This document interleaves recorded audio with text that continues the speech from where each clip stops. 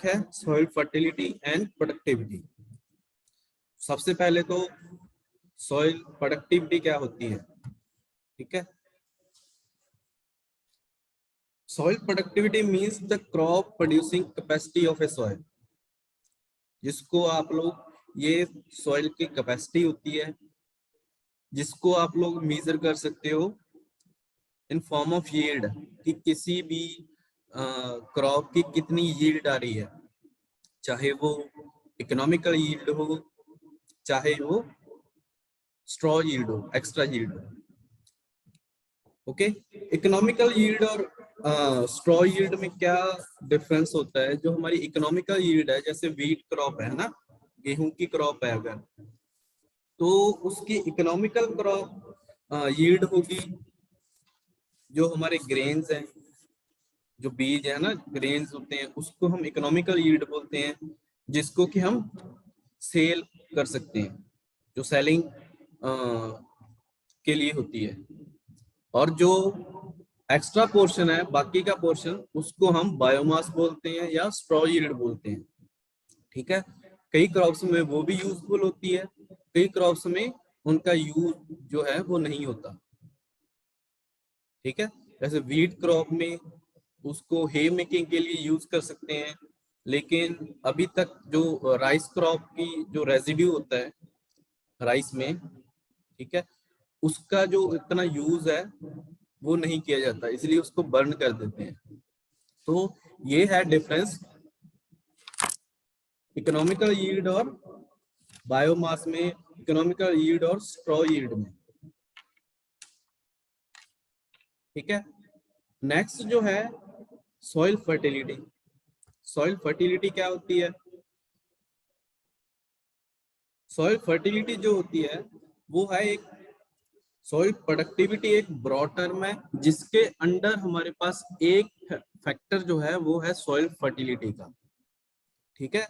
अगर soil fertility किसी ये सॉइल की ज्यादा है, ठीक है, इट मींस हमारे पास प्रोडक्टिविटी के अंदर एक जो फैक्टर है फर्टिलिटी का वो ज्यादा है, कि फर्टिलिटी उस सॉइल की ज्यादा है, ठीक है। प्रोडक्टिविटी एक ब्रॉड टर्म है और फर्टिलिटी उसके अंडर एक फैक्टर है, उसके अंडर एक उसका एक पॉइंट है। प्रोडक्टिविटी को कैसे इंक्रीज कर सकते हैं? सबसे पहले तो कैसे चेक करेंगे कि किसी क्रॉप, किसी भी सॉइल की प्रोडक्टिविटी ज्यादा है या कम है? प्रोडक्टिविटी जो होती है वो सॉइल की होती है, तो कैसे हम लोग चेक कर सकते हैं कि प्रोडक्टिविटी इस सॉइल की ज्यादा है या इस सॉइल की प्रोडक्टिविटी कम है? अगर तो वो सॉइल सारे के सारे न्यूट्रिएंट्स जो हमने वेरी फर्स्ट लेक्चर में जो हमने पढ़े थे कि हमारे पास 17 एसेंशियल एलिमेंट्स होते हैं ना, जो किसी भी प्लांट की लाइफ साइकिल को कंप्लीट करने के लिए बहुत ज्यादा रिस्पॉन्सिबल होते हैं, बहुत ज्यादा इंपॉर्टेंट होते हैं। अगर तो वो सॉइल सारे के सारे न्यूट्रिएंट्स प्रोवाइड कर रही है किसी प्लांट को, in that case that soil will be productive.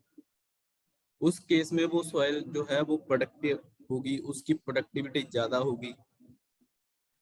अगर वो सॉइल है और वो ये सारे एलिमेंट्स या इसमें से कुछ एलिमेंट्स प्रोवाइड नहीं कर रही किसी भी क्रॉप को, किसी भी प्लांट को, तो इसका मतलब है कि सॉइल की प्रोडक्टिविटी जो है वो कम है, सॉइल जो प्रोडक्टिव उसमें कम है। नेक्स्ट जो है कि और कैसे चेक कर सकते हैं प्रोडक्टिविटी को? So the total quantity of nutrients is not only be sufficient. जो ये न्यूट्रिएंट्स होते हैं किसी भी सॉइल में, ये सफिशिएंट नहीं होते कि वो एज इट इज अवेलेबल ही रहे। ऐसा भी हो सकता है कि किसी सॉइल में 17 के 17 एसेंशियल न्यूट्रिएंट्स प्रेजेंट हैं, लेकिन फिर भी उसकी प्रोडक्टिविटी जो है वो कम है। क्यों? क्योंकि वो 17 न्यूट्रिएंट्स, 17 एसेंशियल एलिमेंट्स वो अवेलेबल फॉर्म में नहीं है। हमने लास्ट लेक्चर में पढ़ा था नाइट्रोजन के केस में कि अगर नाइट्रोजन तो है सॉइल में लेकिन वो अवेलेबल फॉर्म में नहीं है तो प्लांट उसको अब्जॉर्ब नहीं कर सकते।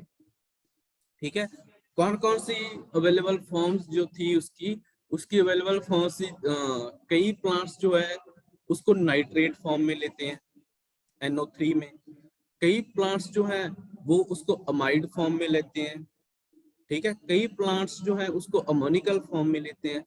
तो क्या नाइट्रोजन, अगर एक एलिमेंट की बात करें तो क्या नाइट्रोजन उस पर्टिकुलर फॉर्म में उस सॉइल में अवेलेबल है जिस फॉर्म में उस प्लांट को चाहिए, उस क्रॉप को चाहिए।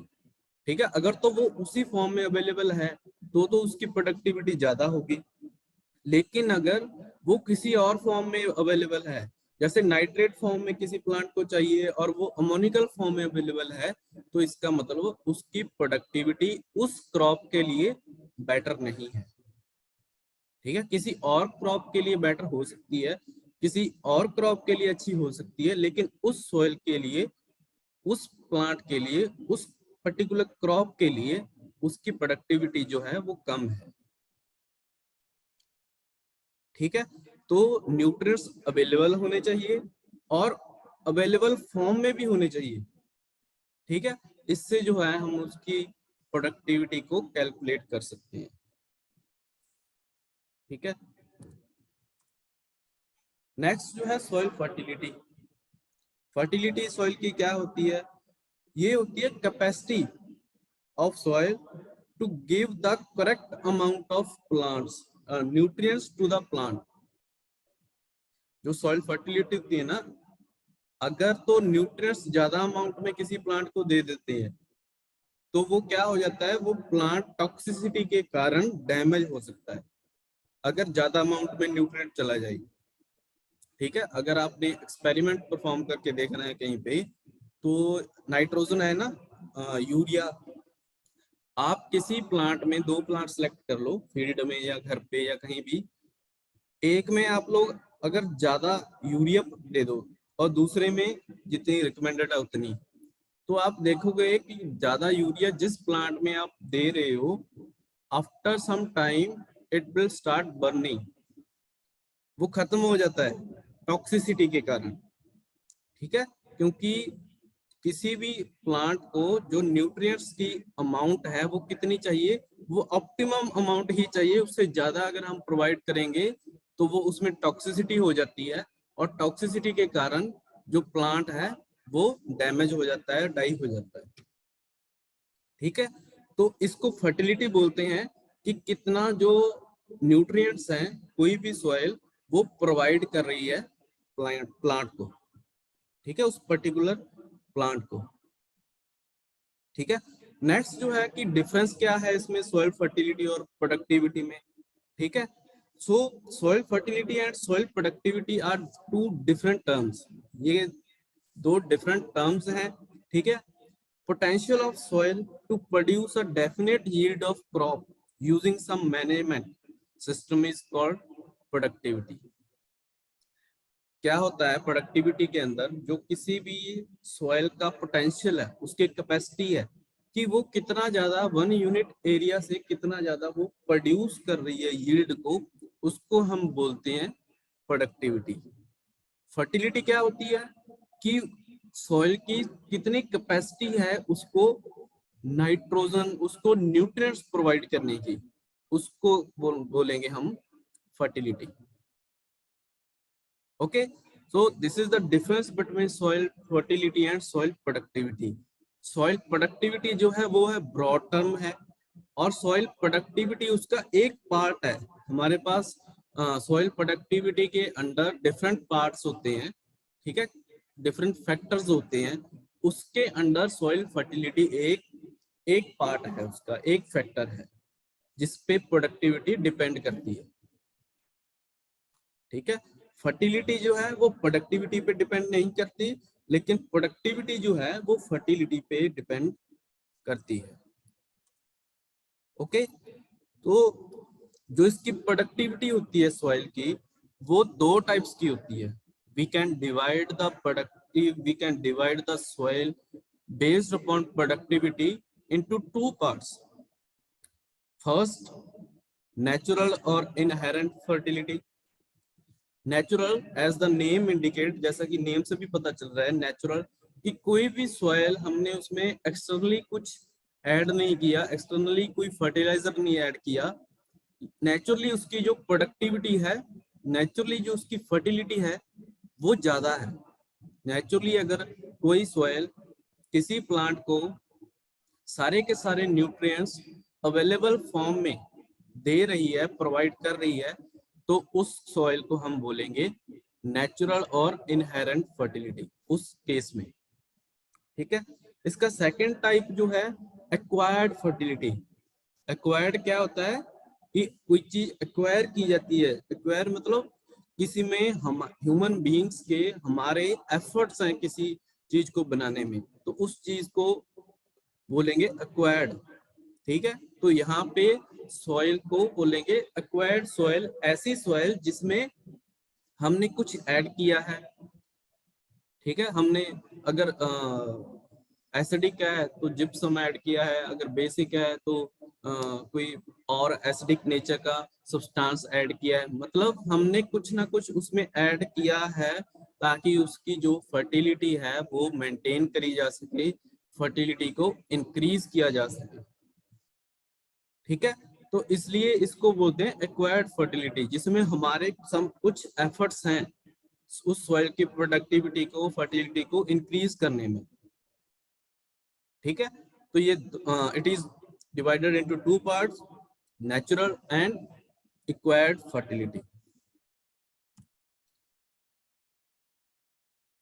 सो देयर आर सम फैक्टर्स, कुछ जो प्रोडक्टिविटी को मेंटेन रखने के लिए हमारे पास कौन कौन से फैक्टर्स हैं। ठीक है। प्रोडक्टिविटी को मेंटेन रखने के लिए हमारे पास कुछ फैक्टर्स होते हैं जिससे कि सॉइल की फर्टिलिटी को इंक्रीज किया जा सकता है, डिक्रीज किया जा सकता है, जो कि डायरेक्टली इन्वॉल्व होते हैं सॉइल की प्रोडक्टिविटी में। ठीक है। अगर ये प्रोडक्ट्स हैं तो सॉइल की प्रोडक्टिविटी ज्यादा है, अगर कम है तो कम है, मतलब वो डायरेक्टली इन्वॉल्व होते हैं। तो फर्स्ट जो है हमारे पास वो है फिजिकल फैक्टर्स। फिजिकल फैक्टर्स के अंडर फर्स्ट हमारा फैक्टर जो है वो है क्लाइमेट। क्लाइमेट जो है वो कैसे किसी भी सॉइल की प्रोडक्टिविटी और फर्टिलिटी को कंट्रोल करता है, इंक्रीज भी कर सकता है, डिक्रीज भी कर सकता है। तो सॉइल की फर्टिलिटी और प्रोडक्टिविटी किस पे डिपेंड करती है? फर्स्ट हमारा पॉइंट है वो है क्लाइमेट। क्लाइमेट किस तरह से सॉइल की फर्टिलिटी को इफेक्ट करता है? क्लाइमेट के अंदर फर्स्ट जो पॉइंट है वो है प्रेसिपिटेशन। प्रेसिपिटेशन को रेनफॉल ब्रॉड टर्म में इसके लिए लेते हैं। रेनफॉल, कहीं भी किसी एरिया में अगर रेनफॉल ज्यादा है तो कैसे इफेक्ट करेगी सॉइल को, अगर रेनफॉल कम है तो कैसे इफेक्ट करेगी। ठीक है। अगर तो रेनफॉल ज्यादा है किसी एरिया में तो वो क्या करती है, सॉइल इरोजन कंडीशन वो वहां पे फॉर्म करती है। सॉइल इरोजन क्या होता है? जब ज्यादा बरसात के कारण, ज्यादा रेनफॉल के कारण सॉइल की जो अपर लेयर होती है ना, वो वहां से रिमूव होकर किसी दूसरे पॉइंट में चली जाती है, किसी दूसरे एरिया में चली जाती है, तो उसको हम बोलते हैं सॉइल इरोजन। ठीक है। ज्यादा रेनफॉल के कारण सॉइल इरोजन टाइप की कंडीशंस अक्कर होती हैं। अब ऊपरी जो सतह है, सॉइल का सरफेस जो है वो वन प्लेस से सेकंड प्लेस तक चला गया, तो प्रोडक्टिविटी इसमें फर्टिलिटी पे क्या इफेक्ट पड़ेगा?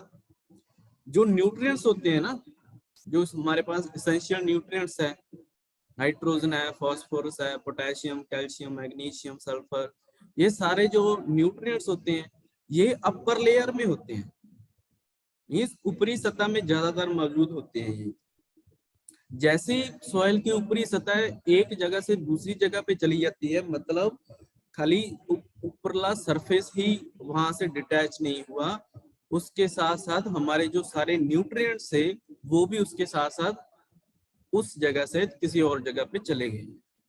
यहाँ पे सारी की सारी सॉइल डिपॉजिट हुई है। ठीक है। अगर वहां पे कोई न्यूट्रिएंट है ही नहीं तो हमारी जो क्रॉप है उस पर कोई इफेक्ट पड़ेगा या नहीं पड़ेगा? पड़ेगा ना, क्योंकि न्यूट्रिएंट्स प्रोवाइड ही नहीं हो रहे, सॉइल प्रोवाइड ही नहीं कर रही न्यूट्रिएंट्स, क्योंकि उसके पास है ही नहीं न्यूट्रिएंट्स। ठीक है, तो प्लांट जो है वो अपना लाइफ साइकिल कंप्लीट नहीं कर सकेगा, डेफिशिएंसी आ जाएगी। कुछ एलिमेंट्स इतने ज्यादा इंपॉर्टेंट है कि उसकी डेफिशिएंसी में प्लांट डैमेज भी हो सकता है। ठीक है, तो लास्ट हमारे पास क्या बचेगा, रिजल्ट उसका क्या बचेगा कि हमारी जो फसल है, हमारी जो क्रॉप है वो डैमेज हो जाती है।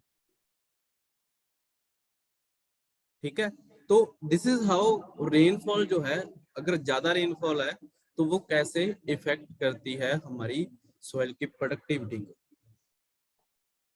नेक्स्ट जो है, अगर रेनफॉल कम है, किसी भी जो ड्राउट एरियाज होते हैं ना, अगर रेनफॉल कहीं पे कम होती है तो कैसे प्रोडक्टिविटी को इफेक्ट करेगी। जैसे सॉइल में उसकी प्रोडक्टिविटी सॉइल की ज्यादा है, जितनी हमें जरूरत है उतनी प्रोडक्टिविटी है सॉइल की, ऐसा हम मान लेते हैं। लेकिन अगर वाटर की अवेलेबिलिटी कम होगी तो प्लांट जो है न्यूट्रिएंट सॉइल से प्लांट में अब्सॉर्ब ही नहीं कर सकता, क्योंकि मैंने पिछले लेक्चर्स में बताया है कि अगर प्लांट को न्यूट्रिएंट्स अब्सॉर्ब करने हैं सॉइल से, वो कैसे अब्सॉर्ब करेगा? Through roots.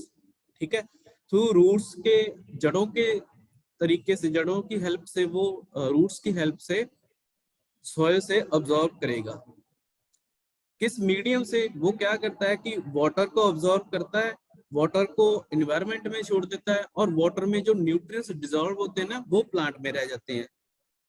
अगर वाटर अवेलेबल है ही नहीं तो फिर वो कैसे अब्सॉर्ब करेगा? कोई भी प्लांट बिना वाटर के, बिना enough quantity of water, they can not absorb the nutrients from the soil. ठीक है, अगर किसी एरिया पे, किसी एरिया में सॉइल की जो रेनफॉल की जो इंटेंसिटी है वो कम है, रेनफॉल उतना नहीं हो रहा, तो सॉइल में चाहे न्यूट्रिएंट्स हो चाहे ना हो, प्लांट्स जो है वो अब्सॉर्ब नहीं कर सकता। ठीक है, so this is how rainfall, intensity of rainfall can effect our soil productivity. अगर ज्यादा है तब भी प्रोडक्टिविटी कम हो जाएगी, अगर जरूरत से कम है तो भी प्रोडक्टिविटी जो है वो कम हो जाएगी। ठीक है, एंड सेकेंड जो क्लाइमेट के अंदर नेक्स्ट जो हमारा फैक्टर आता है वो है टेम्परेचर। अगर टेम्परेचर ज्यादा हो जाता है तो क्रॉप क्या होती है? बर्निंग स्टार्ट हो जाती है क्रॉप लीव्स में। ओके, सो ज्यादा टेम्परेचर पे भी कोई भी क्रॉप जो है वो सरवाइव नहीं कर सकती, और कम टेम्परेचर में भी सॉइल जो है, क्रॉप जो है सरवाइव नहीं कर सकती। ओके, तो temperature, degree of temperature should be optimum for better production. Okay, there are number of factors climate के अंदर, हमारे पास 6-7 और फैक्टर्स हैं। ठीक है, लेकिन आप लोग 2 कर लो बहुत है। ठीक है, precipitation means rainfall and temperature, temperature range. Next जो है वो है soil texture. Soil texture means कि सॉइल का टेक्सचर कितना है, उसमें जो सैंड सिल्ट क्ले है वो ऑप्टिमम अमाउंट में है। अगर वो ऑप्टिमम अमाउंट में होंगे, सॉइल टेक्सचर जो है वो इलेक्ट्रिकल कंडक्टिविटी से डायरेक्टली अटैच होता है। ठीक है, तो सॉइल टेक्सचर अगर सॉइल का अच्छा है तो वो ज्यादा से ज्यादा न्यूट्रिएंट्स प्रोवाइड कर सकते हैं, ज्यादा से ज्यादा न्यूट्रिएंट्स की को अवेलेबल फॉर्म में प्रोवाइड कर सकते हैं। अगर टेक्सचर जो है सॉइल का अच्छा है, उसकी होल्डिंग, वाटर होल्डिंग कैपेसिटी पे इफेक्ट पड़ता है सॉइल टेक्सचर। ठीक है, सो सॉइल टेक्सचर जो है वो भी इफेक्ट करता है। नेक्स्ट जो है वो है soil structure.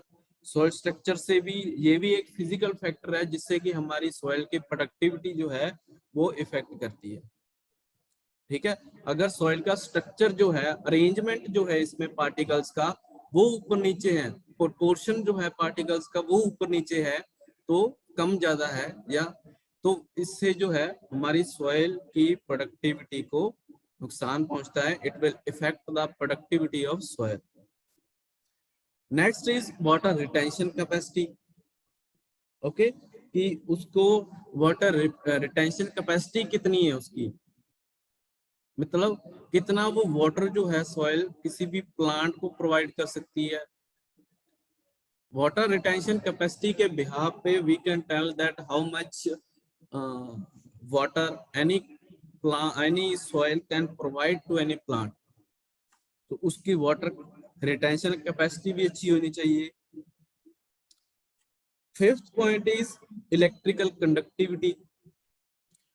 Electrical conductivity based जो इसका मेन बेस होता है, ये किस पे इफेक्ट हो किससे ये इफेक्ट होती है, अगर उसमें ऑर्गेनिक मैटर कितना है।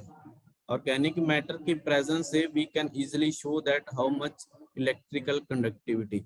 अगर हम किसी सॉइल की इलेक्ट्रिकल कंडक्टिविटी चेक करते हैं ना, तो उससे हमें ये पता चलता है कि सॉइल में ऑर्गेनिक मैटर कितना है। ऑर्गेनिक मैटर क्या करता है, ऑर्गेनिक मैटर का कैसे यूज करती है सॉइल। जितना ज्यादा ऑर्गेनिक मैटर होता है ना, उसमें उतनी ज्यादा उसकी सॉइल का जो वो स्ट्रक्चर को इन्हांस करता है, उसका स्ट्रक्चर जो है उसको मजबूत करता है। नेक्स्ट है कि जो ऑर्गेनिक मैटर है उससे वाटर होल्डिंग कैपेसिटी बढ़ती है सॉइल की। Okay, water holding capacity will increase the productivity. जितनी ज्यादा वाटर होल्डिंग कैपेसिटी होगी वो उतना ज्यादा लंबे समय के लिए किसी भी प्लांट को वाटर अवेलेबल फॉर्म में रख सकता है। किसी भी प्लांट को वाटर की अवेलेबिलिटी है वो लंबे समय तक दे सकता है। जैसे हमने एक इरिगेशन दे दी, दूसरी इरिगेशन स्किप हो गई, तो थोड़ी थोड़ी फॉर्म में वो थोड़ी थोड़ी अमाउंट में वो प्लांट को जो वाटर है वो अवेलेबल फॉर्म में देता रहेगा। ठीक है, इसलिए इलेक्ट्रिकल कंडक्टिविटी सॉइल की अच्छी होनी चाहिए, ज्यादा होनी चाहिए। Next is bulk density. Bulk density जो होल्ड प्रोवाइड करती है ना किसी भी प्लांट को, ठीक है, बल्क डेंसिटी से जो प्लांट को होल्ड मिलता है उसके लिए वो बहुत ज्यादा रिस्पॉन्सिबल होती है बल्क डेंसिटी। तो ये सारे फैक्टर्स किसके अंडर आते हैं, ये हैं फिजिकल फैक्टर्स। नेक्स्ट जो है वो कौन कौन से फैक्टर्स होते हैं। फर्स्ट हमने डिस्कस किया है फिजिकल फैक्टर्स। नेक्स्ट जो है वो केमिकल फैक्टर्स हैं, और थर्ड टाइप जो है वो है biological factors. Okay, physical, chemical and biological factors. Next is chemical factor. Chemical factors कौन कौन से होते हैं जो कि सॉइल की प्रोडक्टिविटी और फर्टिलिटी को इफेक्ट करते हैं। First is soil pH. जो सॉइल की पीएच रेंज होती है ये 1 से 14 तक होती है, ठीक है, लेकिन उसकी पीएच रेंज जो होती है, जो ऑप्टिमम रेंज होनी चाहिए किसी भी सॉइल की, वो होनी चाहिए 6 to 6.8। ओके, यहाँ पे जो सॉइल है वो लिटिल बिट एसिडिक और न्यूट्रल होती है। इस रेंज में सारे के सारे न्यूट्रिएंट्स जो हैं वो अवेलेबल फॉर्म में मिलते हैं प्लांट्स को। ठीक है, तो पीएच जो है सॉइल की किससे चेक कर सकते हैं, पीएच मीटर से। सॉइल के पीएच को पीएच मीटर से चेक किया जा सकता है। ओके, तो इसकी रेंज कितनी होनी चाहिए, 6 to 6.8 इसकी रेंज होनी चाहिए। Next is cation exchange capacity. Cation exchange जो कैपेसिटी होती है वो ज्यादा होनी चाहिए। अगर किसी सॉइल की वो ज्यादा है तो उससे क्या होता है कि सॉइल को कि प्लांट को न्यूट्रिएंट्स जो अब्सॉर्ब करने हैं ना वो इजीली अब्सॉर्ब कर सकते हैं, क्योंकि न्यूट्रिएंट्स पे जो चार्ज होता है ना,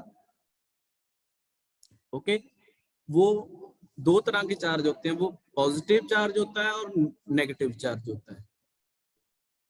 ठीक है, अगर तो किसी भी न्यूट्रिएंट का चार्ज दोनों के सेम है तो वो ऑब्जर्व नहीं कर सकते। अगर दोनों के चार्ज जो है वो डिफरेंट होते हैं तो एक दूसरे की ओर वो अट्रैक्ट होते हैं, जिससे कि प्लांट जो है वो इजीली ऑब्जर्व कर सकता है न्यूट्रिएंट्स को।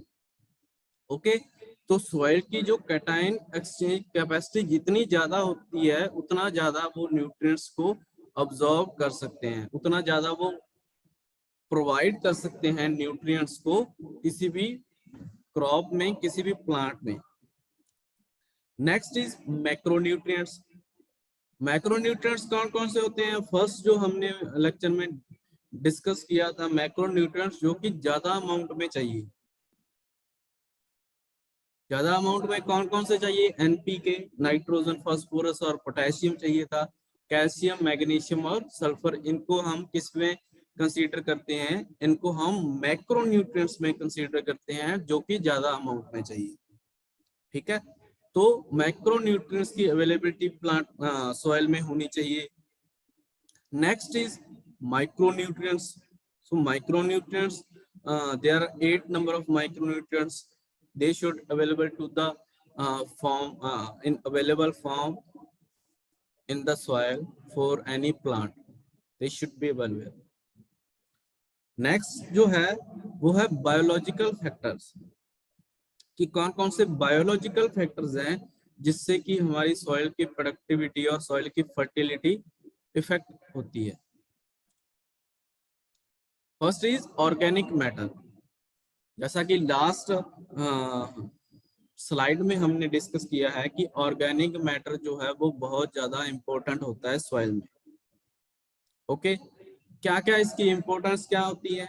ऑर्गेनिक मैटर जो होता है वो बेसिकली प्लांट रेजिड्यू होता है, एनिमल रेजिड्यू जो कि मिक्स होता है सॉइल में, उसको हम बोलते हैं ऑर्गेनिक मैटर। ओके, जैसे राइस का रेजिड्यू है, बाकी का जो स्ट्रॉ पोर्शन बच गया राइस का वो रेजिड्यू है,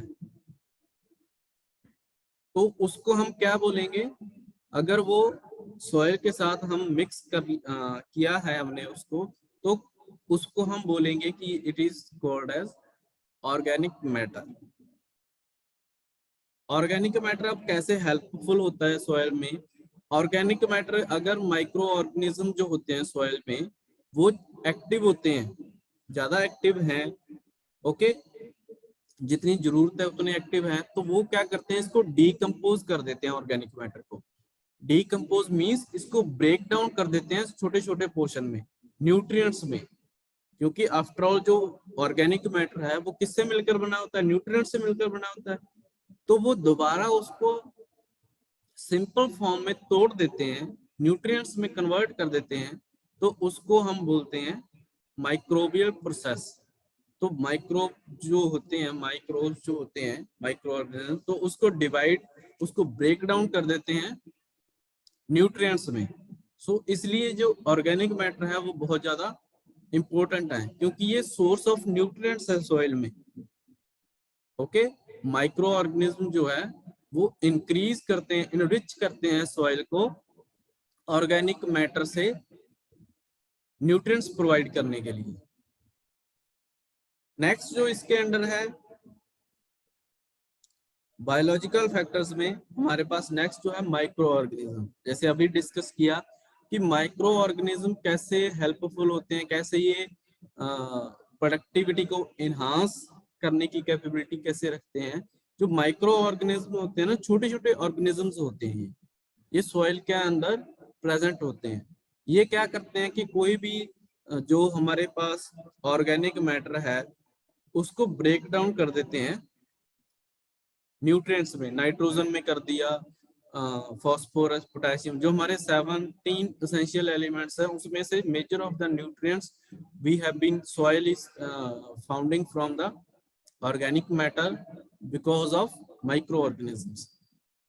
अगर माइक्रो ऑर्गेनिजम्स ना होते तो ऑर्गेनिक मैटर से जो हम बेनिफिट सॉइल को दे रहे हैं तो वो बेनिफिट सॉइल को नहीं प्रोवाइड हो सकते थे। Okay, next is soil mineralogy. Mineralogy क्या होती है? ये जो एंड प्रोडक्ट होता है ना, माइक्रो ऑर्गेनिज्म की जो एक्टिविटी खत्म हो जाती है, कोई भी ऑर्गेनिक मैटर है उसको ब्रेक डाउन कर दिया, जो उसका एंड प्रोडक्ट होता है उसको मिनरलोजी बोलते हैं। मीन कि उसको मिनरल्स में ब्रेक डाउन हो गया और अब वो मिनरल्स की फॉर्म में अवेलेबल है सॉइल में। नेक्स्ट जो है वो है बायोजियोकेमिकल साइकिल। बायोजियो से केमिकल साइकिल क्या होता है कि जैसे ऑर्गेनिक मैटर से न्यूट्रिएंट्स बन गए, न्यूट्रिएंट्स जो है फिर प्लांट में चले गए, ठीक है, प्लांट से हमने इकोनॉमिकल यील्ड को अलग कर लिया और बाकी की यील्ड दोबारा उसी सॉइल में इनकॉर्पोरेट कर दी। कुछ समय बाद वो ऑर्गेनिक मैटर में कन्वर्ट हो जाते हैं, ऑर्गेनिक मैटर से दोबारा फिर वो मिनरल बन जाते हैं, न्यूट्रिएंट्स की फॉर्म में कन्वर्ट हो जाते हैं। तो ये एक ऐसे साइकिल चलता रहता है, इस साइकिल को बोलते हैं बायोजियोकेमिकल साइकिल। ओके, नेक्स्ट जो है हमारे पास वो है कैरेक्टरिस्टिक्स ऑफ फर्टाइल सॉइल। कि फर्टाइल सॉइल जो है हमारी, उसके क्या क्या कैरेक्टर्स होंगे, कैसे हम किसी सॉइल को बोलेंगे कि ये इसकी फर्टिलिटी जो है वो ज्यादा है, इसकी फर्टिलिटी जो है वो कम है।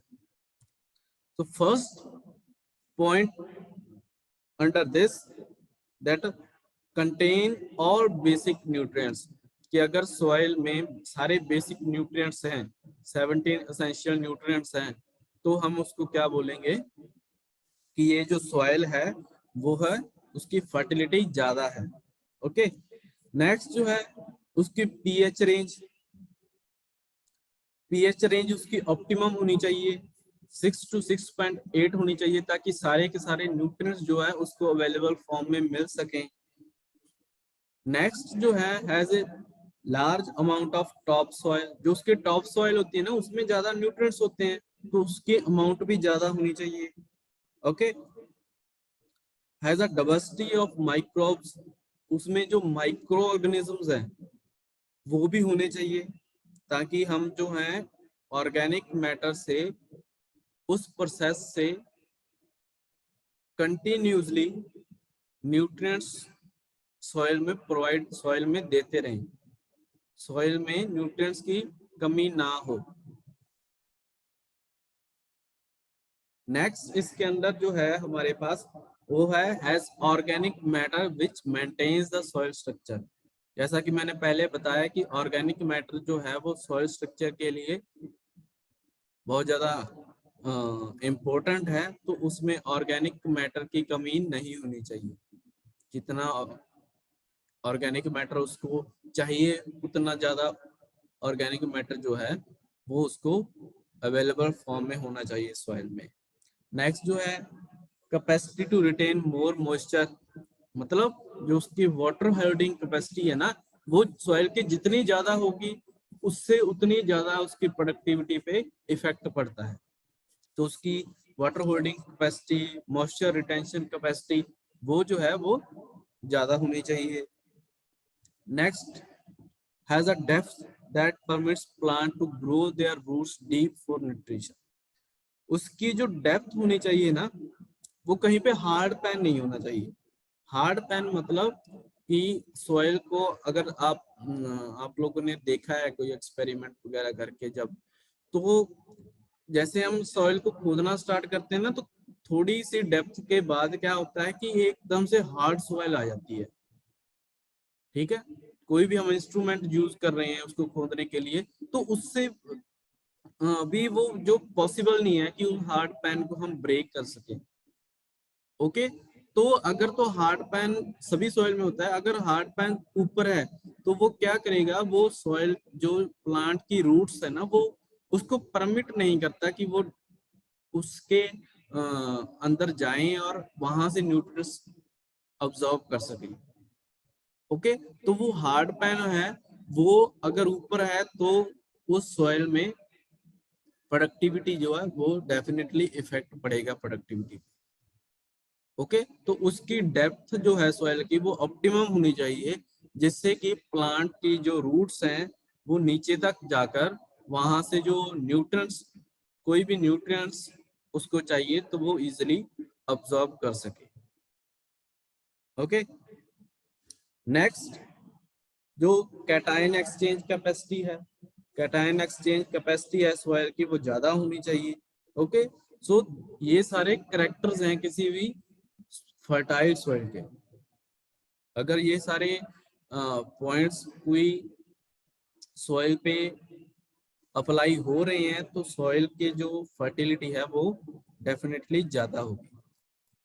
नेक्स्ट जो है वो है मैक्रोन्यूट्रिएंट्स कि मैक्रोन्यूट्रिएंट्स कैसे इंपॉर्टेंट होते हैं, क्या क्या रोल होता है उसमें प्लांट्स में मैक्रोन्यूट्रिएंट्स का। फर्स्ट जो है वो है हमारे पास नाइट्रोजन। नाइट्रोजन जैसे पहले बताया कि क्लोरोफिल कंटेंट डिपेंड करता है नाइट्रोजन की अवेलेबिलिटी पे। नाइट्रोजन जितनी ज्यादा है प्लांट में उतना ज्यादा क्लोरोफिल कंटेंट होगा। ठीक है, क्लोरोफिल कंटेंट के बिना फोटोसिंथेसिस जो है वो इम्पॉसिबल है। नाइट्रोजन प्रोटीन फॉर्मेशन में हेल्प करता है। फॉस्फोरस का डायरेक्ट रोल होता है फोटोसिंथेसिस में। ठीक है, फॉस्फोरस जो है वो बहुत ज्यादा इंपॉर्टेंट है हमारे लिए, प्लांट्स के लिए फोटोसिंथेसिस में। नेक्स्ट जो है वो है पोटेशियम। पोटेशियम एंजाइम एक्टिविटी के लिए रिस्पॉन्सिबल है, स्टार्च फॉर्मेशन के लिए और शुगर फॉर्मेशन के लिए ये बहुत ज्यादा इंपॉर्टेंट है। कैल्शियम जो है वो सेल ग्रोथ को कंट्रोल करता है, इंक्रीज करता है, डिक्रीज करता है।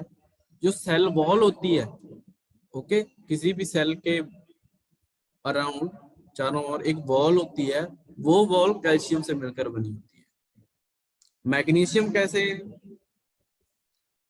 इन्वॉल्व है? मैग्नीशियम जो है वो एंजाइम की एक्टिविटी है, ओके, उसको कंट्रोल करता है। सल्फर जो अमाइनो एसिड्स हैं उसमें इसका डायरेक्ट रोल होता है, और जो है प्रोटीन फॉर्मेशन में भी ये हेल्प करता है। Okay, next micronutrients. माइक्रोन्यूट्रिएंट्स में फर्स्ट हमारे पास है बोरॉन, जो कि रिप्रोडक्शन के लिए रिस्पॉन्सिबल होता है। क्लोरीन जो कि रूट्स की ग्रोथ में इन्वॉल्व होता है। जितनी ज्यादा रूट्स की ग्रोथ होगी वो उतना ज्यादा कोई भी प्लांट का एरिया वो कवर कर सकता है, उतना ज्यादा वो न्यूट्रिएंट्स ले सकता है इजीली सॉइल से। कॉपर जो है वो एंजाइम एक्टिवेशन में हेल्प करता है। आयरन जो है वो डायरेक्टली रिस्पॉन्सिबल होता है फोटोसिंथेसिस में। Next is manganese. मैग्नीज भी एंजाइम एक्टिवेशन में हेल्प करता है। सोडियम हो गया, सोडियम वाटर मूवमेंट, जो प्लांट के अंदर वाटर मूवमेंट होती है एक जगह से दूसरी जगह से के लिए, और वाटर के साथ साथ न्यूट्रिएंट्स भी मूव करते हैं, तो उसके लिए सोडियम उसको कंट्रोल कर सकता है। जिंक जो है वो एंजाइम फॉर्मेशन में हेल्प करता है, और ऑक्सीजन कंपोनेंट्स इंक्रीज करता है ये। मोलिब्डेनम जो है वो नाइट्रोजन फिक्सेशन में हेल्प करता है।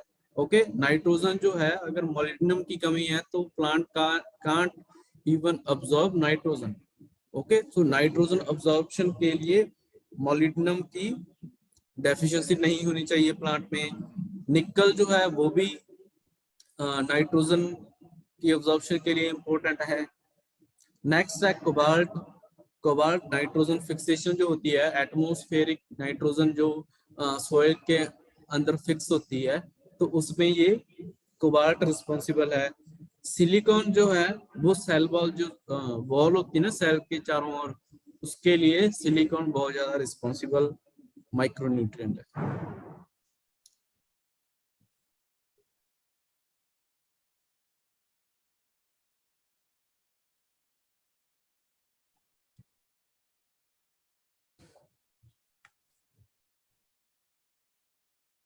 Next is loss of nutrients कि न्यूट्रिएंट्स का लॉस कैसे होता है। अगर एक बार हम अप्लाई कर देते हैं सॉइल में तो न्यूट्रिएंट्स का लॉस कैसे हो जाता है। ओके, कैसे होता है loss? Soil is the store house of plant nutrients. बहुत ज्यादा न्यूट्रिएंट्स इसमें पाए जाते हैं। ओके, लॉस कैसे होता है कि loss of plant nutrients from the soil are main cause of decreasing the fertility of soil. जब भी किसी भी न्यूट्रिएंट का लॉस हो जाता है प्लांट में तो वो क्या हो जाता है, उससे डिक्रीज हो जाती है फर्टिलिटी सॉइल की। कैसे कैसे लॉस हो सकते हैं? फर्स्ट जो कॉज है वो है removal of plant nutrients by harvested crop. जैसे हम क्रॉप को हार्वेस्ट करते हैं तो उसमें न्यूट्रिएंट्स होते हैं, ये तो फर्स्ट कॉज हो गया, न्यूट्रिएंट जो रिमूव होते हैं सॉइल से। Okay, second is removal of plant nutrients by weeds. अगर हम कोई क्रॉप हमने रेज की है, क्रॉप लगाई है, तो उसमें वीड्स भी होते हैं, उनको भी ग्रो करने के लिए न्यूट्रिएंट्स ही चाहिए।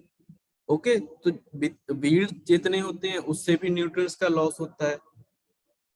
नेक्स्ट जो है वो loss of nutrient by soil erosion, क्योंकि maximum number of nutrients top soil में होते हैं।